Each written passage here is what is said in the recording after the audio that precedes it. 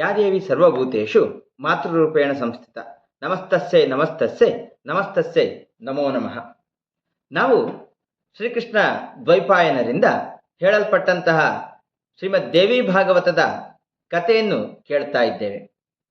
ಹರಿಶ್ಚಂದ್ರ ಮಹಾರಾಜ ಸ್ವರ್ಗಾರೋಹಣವನ್ನು ಮಾಡಿದ ವಿಚಾರವನ್ನು ತಿಳಿಸಿದ ಬಳಿಕ ವೇದವ್ಯಾಸ ಮಹರ್ಷಿಗಳು ಜನಮೇಜಯನನ್ನು ಉದ್ದೇಶಿಸಿ, ಮಹಾರಾಜ, ಹರಿಶ್ಚಂದ್ರನು ಭಗವತಿ ದುರ್ಗಾ, ಭಗವತಿ ಶತಾಕ್ಷಿ ಹಾಗೂ ಶಾಕಂಭರಿಯ ಉಪಾಸನೆ ಮಾಡುತ್ತಿದ್ದನು. ಅಂತೆಯೇ ಎಲ್ಲ ಗಂಡಾಂತರಗಳಿಂದ ಪಾರಾದನು.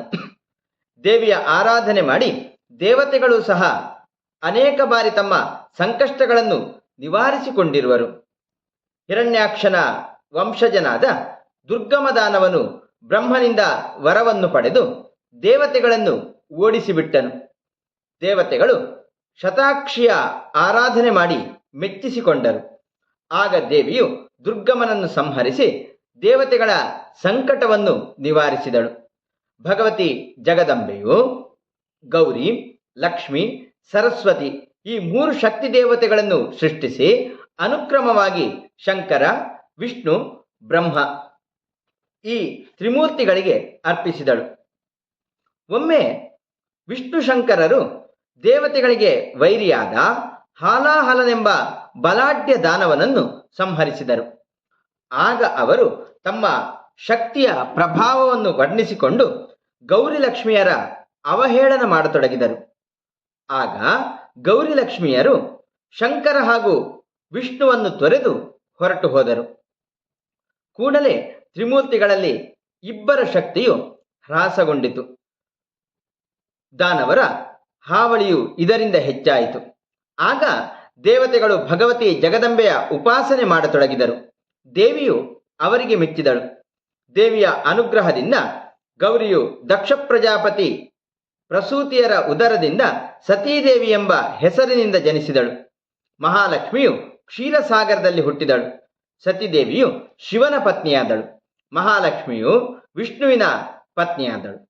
ದಕ್ಷಯಜ್ಞದಲ್ಲಿ ದಕ್ಷ ಪ್ರಜಾಪತಿಯು ಸತೀದೇವಿಗೆ ಅಪಮಾನ ಮಾಡಿದ್ದರಿಂದ ಅವಳು ಯೋಗಾಗ್ನಿ ದ್ವಾರವಾಗಿ ದೇಹತ್ಯಾಗವನ್ನು ಮಾಡಿದಳು. ಶಿವನು ವೀರಭದ್ರನನ್ನು, ಭದ್ರಕಾಳಿಯನ್ನು ಉತ್ಪನ್ನ ಮಾಡಿದನು. ಇಬ್ಬರು ದಕ್ಷನ ಶಿರಚ್ಛೇದ ಮಾಡಿದರು. ಶಿವನು ಆಡಿನ ಶಿರವನ್ನು ದಕ್ಷನ ಮುಂಡಕ್ಕೆ ಹಚ್ಚಿ ಜೀವಂತ ಮಾಡಿದನು. ತರುವಾಯ ಅವನು ಸತಿಯ ಕಲೇವರವನ್ನು ಹೊತ್ತುಕೊಂಡು ಭ್ರಮನಿಷ್ಠನಂತೆ ದೇಶ ದೇಶಗಳಲ್ಲಿ ಸಂಚರಿಸತೊಡಗಿದನು. ಎಲ್ಲೆಲ್ಲಿ ಸತಿದೇವಿಯ ಅವಯವಗಳು ಬಿದ್ದವೋ ಅಲ್ಲಲ್ಲಿ ಶಕ್ತಿಯ ಸಿದ್ಧಪೀಠಗಳಾದವು. 108 ಶಕ್ತಿಪೀಠಗಳು ನಿರ್ಮಾಣವಾದವು. ಭಗವಾನ್ ಶಂಕರನು ಸತಿಯ ವಿರಹದಿಂದ ಅಧೀರನಾಗಿ ಧ್ಯಾನ ಸಮಯದಲ್ಲಿ ಸಂಲಗ್ನನಾದನು. ಅದೇ ಸಮಯದಲ್ಲಿ ತಾರಕಾಸುರನೆಂಬಂತಹ ರಾಕ್ಷಸನು ಪ್ರಬಲನಾಗಿ ದೇವತೆಗಳಿಗೆ ಗಂಡಾಂತರಪ್ರಾಯವಾದನು. ವಿಷ್ಣು, ಶಿವ ಇವರಿಂದ ತನಗೆ ಮರಣವು ಒದಗಬಾರದೆಂದು ಅವನು ವರವನ್ನು ಪಡೆದಿದ್ದನು. ಶಿವನ ಪುತ್ರನು ಮೃತ್ಯುವಾಗುವನೆಂದು ಬ್ರಹ್ಮನು ತಾರಕಾಸುರನಿಗೆ ತಿಳಿಸಿದ್ದನು. ಶಿವನಿಗೆ ಪತ್ನಿಯೇ ಇರದಿದ್ದರಿಂದ ಅವನಿಗೆ ಸಂತಾನವಾಗುವ ಸಂಭವವಿಲ್ಲವೆಂದು ತಾರಕಾಸುರನು ದೇವಲೋಕದ ಮೇಲೆ ದಾಳಿ ಮಾಡಿದನು. ದೇವತೆಗಳನ್ನು ಸ್ವರ್ಗದಿಂದ ಓಡಿಸಿದನು. ಆಗ ದೇವತೆಗಳು ಭಗವತಿ ಜಗದಂಬೆಯ ಸ್ತೋತ್ರ ಮಾಡಿ ಅವಳನ್ನು ಮೆಚ್ಚಿಸಿಕೊಂಡರು. ಆಗ ದೇವಿಯು ಅವರಿಗೆ ದರ್ಶನ ಕೊಟ್ಟು ತಪಾಚರಣೆಗೈದ ಕಾರಣವನ್ನು ಕೇಳಿದಳು. ದೇವತೆಗಳು ಕೈಜೋಡಿಸಿ, ಪರಮೇಶ್ವರಿ, ತಾರಕಾಸುರನೆಂಬ ದೈತ್ಯನು ನಮಗೆ ಗಂಡಾಂತರವನ್ನುಂಟು ಮಾಡಿರುವನು. ಶಿವನ ಕುಮಾರನಿಂದ ಅವನ ವಧೆಯಾಗಬೇಕಾಗಿದೆ. ಅವನು ಶಂಕರನು ವಿಧುರನಾಗಿರುವನು. ಹೀಗಿದ್ದ ಬಳಿಕ ಅವನಿಗೆ ಸಂತಾನವಾಗುವ ಬಗೆ ಹೇಗೆ ಎಂದು ಕೇಳಿದರು. ಭಗವತಿ ಪರಮೇಶ್ವರಿಯು, ದೇವತೆಗಳೇ, ನನ್ನ ಶಕ್ತಿರೂಪವಾದ ಗೌರಿಯು ಪರ್ವತರಾಜನ ಪುತ್ರಿಯಾಗಿ ಪಾರ್ವತಿ, ಗಿರಿಜೆ ಎಂಬ ಹೆಸರುಗಳಿಂದ ಜನಿಸುವಳು. ಭಗವಾನ್ ಶಿವನನ್ನು ಅವಳು ವರಿಸುವಳು. ಶಿವ ಪಾರ್ವತಿಯರಿಂದ ಜನಿಸಿದ ಷಣ್ಮಕ್ಕನು ತಾರಕಾಸುರನ ಸಂಹಾರ ಮಾಡುವಳು ಎಂಬುದಾಗಿ ಅಭಯವಿತ್ತಳು. ದೇವಿಯ ಮಾತು ಕೇಳಿ ಪರ್ವತರಾಜನು ಗದ್ಗದ ಕಂಠನಾಗಿ, ಜಗದಂಬೆ, ನನ್ನಂತಹ ಜಡನ ಮೇಲೆ ನಿನ್ನ ಕೃಪೆಯಾಯಿತು. ನನ್ನನ್ನು ಮಹಾವ್ಯಕ್ತಿಯನ್ನಾಗಿ ಮಾಡುವ ಪ್ರಯತ್ನ ನಡೆಸಿದ್ದನ್ನು ಕಂಡು ನನಗೆ ಮಹದಾನಂದವಾಯಿತು. 100 ಅಶ್ವಮೇಧ ಯಜ್ಞ ಜಯಿಸಿದ್ದರೂ ನನಗೆ ನಿನ್ನ ಪಿತನಾಗುವ ಭಾಗ್ಯ ದೊರೆತದ್ದು ಬಹುದೊಡ್ಡ ಮಾತು. ಜಗದಂಬೆಯು ಹಿಮಾಲಯನ ಪುತ್ರಿಯಾದಳೆಂಬ ಸಂಗತಿಯು ಮಹತ್ತರವಾದುದೇ ಸರಿ. ಯಾವ ಜನ್ಮದ ಪುಣ್ಯವೋ ನಾನರಿಯೆ, ನಿನ್ನ ಕೃಪೆಯಾದುದಕ್ಕೆ ಧನ್ಯನಾದೆನು ಎಂದು ನುಡಿದನು. ಭಗವತಿ ಜಗದಂಬೆಯು ಗಿರಿರಾಜ ಹಿಮಾಲಯನಿಗೆ ತನ್ನ ವಿರಾಟ್ ರೂಪವನ್ನು ತೋರಿಸಿದಳು. ಎಲ್ಲ ದೇವತೆಗಳು ದೇವಿಗೆ ಪ್ರಣಾಮಗಳನ್ನು ಅರ್ಪಿಸಿ ಅವಳ ಸ್ತೋತ್ರ ಮಾಡಿದರು. ತರುವಾಯ ದೇವಿಯು ಪರ್ವತರಾಜನಿಗೆ ಜ್ಞಾನೋಪದೇಶ ಮಾಡಿ ಮಹತ್ವದ ಶಕ್ತಿಪೀಠಗಳ ಪರಿಚಯ ಮಾಡಿಕೊಡ ಹತ್ತಿದಳು. ಹಿಮರಾಜ ಕರವೀರದಲ್ಲಿ ಲಕ್ಷ್ಮಿ, ಮಾತುಪುರದಲ್ಲಿ ರೇಣುಕಾ, ಸಪ್ತಶೃಂಗದಲ್ಲಿ ಶಾಕಂಭರಿ, ಭ್ರಾಮರಿ, ರಕ್ತದಂತಿಕ, ದುರ್ಗಾ ಮೊದಲಾದ ದೇವಿಯರ ಸ್ಥಾನಗಳು ಪ್ರಸಿದ್ಧವಾಗಿವೆ. ಭಗವತಿ ವಿಂಧ್ಯಾಚಲಿಯು ಸರ್ವೋತ್ತಮ ಸ್ಥಾನವು ವಿಂಧ್ಯ ಪರ್ವತವಾಗಿರುವುದು. ಅನ್ನಪೂರ್ಣ ಸ್ಥಾನ, ಕಾಂಚೀಪುರ ಸ್ಥಾನಗಳು ಪ್ರಖ್ಯಾತವಾಗಿವೆ. ಚಂದ್ರಲಾದೇವಿಯ ಸ್ಥಾನವು ಕರ್ನಾಟಕದಲ್ಲಿದೆ. ಭೀಮಾ ಹಾಗೂ ವಿಮಲಾ ಸ್ಥಾನಗಳು ಇದೇ ಹೆಸರಿನಿಂದ ಪ್ರಸಿದ್ಧವಾಗಿದೆ. ನೀಲಾಂಬಾ ಸ್ಥಾನವು ನೀಲಪರ್ವತದ ಶಿಖರದ ಮೇಲೆ ಇರುವುದು. ಜಂಬೂನಾಥೇಶ್ವರಿಯ ದೇವಾಲಯವು ಶ್ರೀನಗರದ ಸಮೀಪದಲ್ಲಿರುವುದು. ಗುಹ್ಯ ಕಪಾಲಿಯು ನೇಪಾಳದಲ್ಲಿರುವಳು.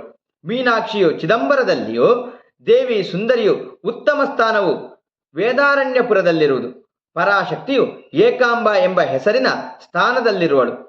ಮಹಾಳಸ ಮತ್ತು ಯೋಗೀಶ್ವರಿಯ ಸ್ಥಾನಗಳು ಆಯಾ ಹೆಸರಿನಿಂದಲೇ ಪ್ರಸಿದ್ಧವಾಗಿವೆ. ನೀಲ ಸರಸ್ವತಿಯ ಸ್ಥಾನವು ಚೀನಾದಲ್ಲಿದ್ದರೆ, ವೈದ್ಯನಾಥ ಧಾಮದಲ್ಲಿ ದೇವಿ ಬಗಲಾಂಬಿಕೆಯ ಸ್ಥಾನ ಉಂಟು. ನಾನು ಸರ್ವೈಶ್ವರ್ಯ ಸಂಪನ್ನಳಾದ ಭಗವತಿ ಭುವನೇಶ್ವರಿಯಾಗಿರುವೆನು. ನನ್ನ ಸ್ಥಾನವು ಮಣಿದ್ವೀಪದಲ್ಲಿದೆ. ಶಂಕರನು ಸತಿಯನ್ನು ಹೊತ್ತುಕೊಂಡು ಹೋಗುವಾಗ ಯೋನಿಭಾಗವು ಬಿದ್ದ ಸ್ಥಾನವು ಕಾಮರೂಪ ದೇಶವೆಂಬ ಹೆಸರಿನಿಂದ ಪ್ರಸಿದ್ಧವಾಯಿತು. ಅಲ್ಲಿ ಭಗವತಿ ತ್ರಿಪುರ ಸುಂದರಿಯ ಸ್ಥಾನ ಉಂಟು. ಪರ್ವತರಾಜ, ಪುಷ್ಕರ ಕ್ಷೇತ್ರದಲ್ಲಿ ಗಾಯತ್ರಿಯ ಸ್ಥಾನವಿದೆ. ಅಮರಕಂಟಕದಲ್ಲಿ ಚಂಡಿಕಾದೇವಿಯ ಸ್ಥಾನವಿದೆ. ಪ್ರಭಾಸ ಕ್ಷೇತ್ರದಲ್ಲಿ ಪುಷ್ಕರೇಕ್ಷಣಿಯ ಸ್ಥಾನವಿದೆ. ನೈಮಿಷಾರಣ್ಯದಲ್ಲಿ ಲಲಿತಾದೇವಿಯು ವಿರಾಜಮಾನಳಾಗಿದ್ದಾಳೆ. ಪುಷ್ಕರದಲ್ಲಿ ಪುರುಹೂತಾದೇವಿಯು, ಆಷಾಢದಲ್ಲಿ ರತಿದೇವಿಯರು ವಾಸವಾಗಿದ್ದಾರೆ. ಚಂಡಾಮುಂಡಾ ಸ್ಥಾನದಲ್ಲಿ ಪರಮೇಶ್ವರಿಯ ಧಾನವಿದೆ. ಭಾರಭೂತಿಯಲ್ಲಿ ಭೂತಿದೇವಿಯ ಹಾಗೂ ನಕುಲದಲ್ಲಿ ನಕುಲೇಶ್ವರಿಯ ಸ್ಥಾನಗಳಿವೆ. ಹರಿಶ್ಚಂದ್ರ ನಾಮಕ ಸ್ಥಾನದಲ್ಲಿ ಚಂದ್ರಿಕಾದೇವಿಯು, ಶ್ರೀಶೈಲದಲ್ಲಿ ಶಾಂಕರಿಯು ಪ್ರಸಿದ್ಧರಾಗಿದ್ದಾರೆ. ಜಪ್ಪೇಶ್ವರದಲ್ಲಿ ತ್ರಿಶೂಲಾದೇವಿಯು, ಆಮ್ರೇಶ್ವರದಲ್ಲಿ ಸೂಕ್ಷ್ಮಾದೇವಿಯು, ಮಹಾಕಾಲದಲ್ಲಿ ಶಾಂಕರಿಯು, ಮಧ್ಯಮದಲ್ಲಿ ಶರ್ವಾಣಿಯು, ಕೇದಾರದಲ್ಲಿ ಮಾರ್ಗದಾನಿಯು, ಭೈರವದಲ್ಲಿ ಭೈರವಿಯು ವಿರಾಜಮಾನರಾಗಿದ್ದಾರೆ. ಗಯಾದಲ್ಲಿ ಮಂಗಲಾದೇವಿಯ, ಕುರುಕ್ಷೇತ್ರದಲ್ಲಿ ಸ್ಥಾಣುಪ್ರಿಯಾದೇವಿಯ, ನಾಕುಲದಲ್ಲಿ ಸ್ವಯಂಭುವಿಯ, ಕನಕಲಖದಲ್ಲಿ ಉಗ್ರಾದೇವಿಯ ಸ್ಥಾನಗಳುಂಟು. ವಿಮಲೇಶ್ವರದಲ್ಲಿ ವಿಶ್ವೇಶ್ವರದೇವಿಯ, ಅಟ್ಟಹಾಸದಲ್ಲಿ ಮಹಾನಂದಾದೇವಿಯ, ಮಹೇಂದ್ರ ಪರ್ವತದಲ್ಲಿ ಮಹಾಂತಕಾದೇವಿ, ಭೀಮಾ ಪರ್ವತದಲ್ಲಿ ಭೀಮೇಶ್ವರಿ ದೇವಿಯ ಸ್ಥಾನಗಳಿವೆ. ವಸ್ತ್ರಾಪಥದಲ್ಲಿ ಶಾಂಕರಿಯು, ಅರ್ಧಕೋಟಿಯಲ್ಲಿ ರುದ್ರಾಣಿಯು, ಅವಮುಕ್ತದಲ್ಲಿ ವಿಶಾಲಾಕ್ಷಿಣಿಯು, ಮಹಾಲಯದಲ್ಲಿ ಮಹಾಭಾಗದೇವಿಯು, ಗೋಕರ್ಣದಲ್ಲಿ ಭದ್ರಕರ್ಣಿಯು, ಸುವರ್ಣಾಕ್ಷರದಲ್ಲಿ ಭದ್ರಾಸ್ಯಾದೇವಿಯು, ಸುವರ್ಣಾಕ್ಷರದಲ್ಲಿ ಉಪಾಲಾಕ್ಷಿ ದೇವಿಯು ವಿರಾಜಮಾನರಾಗಿರುವರು. ಸ್ಥಾಣುವಿನಲ್ಲಿ ಸ್ಥಾಣ್ವೀಶಾದೇವಿಯು, ಕಮಲಾಲಯದಲ್ಲಿ ಕಮಲಾದೇವಿಯು, ಭಾಗಲಾಂಡಕದಲ್ಲಿ ಪ್ರಚಂಡಾದೇವಿಯು, ಕುರಂಡಲದಲ್ಲಿ ತ್ರಿಸಂಧ್ಯಾದೇವಿಯು, ಮಾಕೋಟದಲ್ಲಿ ಮುಕುಟೇಶ್ವರಿಯು, ಮಂಡಲೇಶದಲ್ಲಿ ಶಾಂಡಕೀ ದೇವಿಯು, ಕಲಕಂಜರದಲ್ಲಿ ಕಾಳಿಯು, ಶಂಕುಕರ್ಣ ಪರ್ವತದಲ್ಲಿ ಭಗವತೀ ದೇವಿಯು, ಸ್ಥೂಲಕೇಶ್ವರ ಪರ್ವತದಲ್ಲಿ ಸ್ಥೂಲಾದೇವಿಯು ವಾಸವಾಗಿದ್ದಾರೆ. ಹೃಲ್ಲೇಖಾದೇವಿಯು ಜ್ಞಾನಿಗಳ ಹೃದಯ ಕಮಲದಲ್ಲಿ ವಿರಾಜಮಾನರಾಗಿದ್ದಾಳೆ. ಪರ್ವತರಾಜ, ಎಲ್ಲ ಶಕ್ತಿಪೀಠಗಳು ಪಾವನಕರವಾಗಿರುವವು. ಭಗವತಿ ಸತೀದೇವಿಯು ಹೇಮವತಿ ಎಂಬ ಹೆಸರಿನಿಂದ ನಿನಗೆ ಪುತ್ರಿಯಾಗಿ ಜನಿಸುವಳು. ಕಾರ್ತಿಕೇಯನು ಅವಳ ಉದರದಿಂದ ಜನಿಸುವನು. ಅವನಿಂದ ತಾರಕಾಸುರನ ಸಂಹಾರವಾಗುವುದು ಎಂದು ಹೇಳಿದಳು. ಭಗವತಿ ಜಗದಂಬೆಯು ಹೀಗೆ ಹೇಳಿ ಅಂತರ್ಧಾನಳಾದಳು. ಎಲ್ಲ ದೇವತೆಗಳು ಸಂಭ್ರಮದಿಂದ ತಮ್ಮ ತಮ್ಮ ಸ್ಥಾನಗಳಿಗೆ ಹೋದರು. ಪರ್ವತರಾಜನು ಭಗವತಿ ಹೇಳಿದ ಸಂಗತಿಯನ್ನು ಪತ್ನಿಯಾದ ಮೇನಕಾದೇವಿಗೆ ತಿಳಿಸಿದನು. ದಂಪತಿಗಳಿರುವರು ಸಂಭ್ರಮಗೊಂಡರು. ಪರ್ವತರಾಜನಿಗೆ ಹೇಮವತಿಯು ಪುತ್ರಿಯಾಗಿ ಜನಿಸಿದಳು. ಆಗ ಅವನು ತನ್ನ ಮಗಳನ್ನು ಶಂಕರನಿಗೆ ಸಮರ್ಪಿಸಿದನು. ಶಂಕರ ಗಿರಿಜೆಯರಿಗೆ ಕಾರ್ತಿಕೇಯನು ಪುತ್ರನಾಗಿ ಜನಿಸಿ ತಾರಕಾಸುರನನ್ನು ಸಂಹರಿಸಿದನು. ಸಮುದ್ರ ಮಥನ ಕಾಲದಲ್ಲಿ ಲಕ್ಷ್ಮಿಯು ಪ್ರಕಟಳಾದಳು. ಅವಳನ್ನು ಶ್ರೀವಿಷ್ಣುವು ಪತ್ನಿಯನ್ನಾಗಿ ಸ್ವೀಕರಿಸಿದನು. ತಮ್ಮ ತಮ್ಮ ಪತಿಗಳ ಅಹಂಕಾರವನ್ನು ನಾಶ ಮಾಡುವ ಉದ್ದೇಶದಿಂದ ಅದೃಶ್ಯರಾದ ಗೌರಿ ಮಹಾಲಕ್ಷ್ಮಿಯರು ತಮ್ಮ ತಮ್ಮ ಪತಿಗಳನ್ನು ಹೊಂದಿ ಸಂತೋಷದಿಂದ ಇರತೊಡಗಿದರು. ಆದಿಶಕ್ತಿ ಮಹಾಮಾಯೆಯು ಅದ್ಭುತ ಲೀಲೆಯಿಂದ ಅನೇಕಾನೇಕ ಘಟನೆಗಳನ್ನು ಜರುಗಿಸಿದಳು. ಧರ್ಮಗ್ಲಾನಿಯ ಸಂದರ್ಭದಲ್ಲಿ ಭಗವತಿ ಜಗದಂಬೆಯು ಅನೇಕ ಲೀಲೆಗಳನ್ನು ತೋರಿಸಿ ಸೃಷ್ಟಿಯನ್ನು ಸುಖ ಸಮೃದ್ಧಿಯನ್ನಾಗಿ ಮಾಡುವಳು ಎಂಬುದಾಗಿ ಭಗವಾನ್ ವೇದವ್ಯಾಸರು ಜನಮೇಜಯ ಮಹಾರಾಜನಿಗೆ ದೇವಿಯ ಮಾಹಾತ್ಮೆಯನ್ನು ಶಕ್ತಿಪೀಠಗಳ ಕುರಿತಾಗಿಯೂ ತಿಳಿಸಿ ಹೇಳುವರು. ನಮಸ್ಕಾರ. ನಾಳೆ ಮತ್ತೆ ನಾವು ಇನ್ನೊಂದು ಕಥೆಯೊಂದಿಗೆ ಭೇಟಿಯಾಗೋಣ.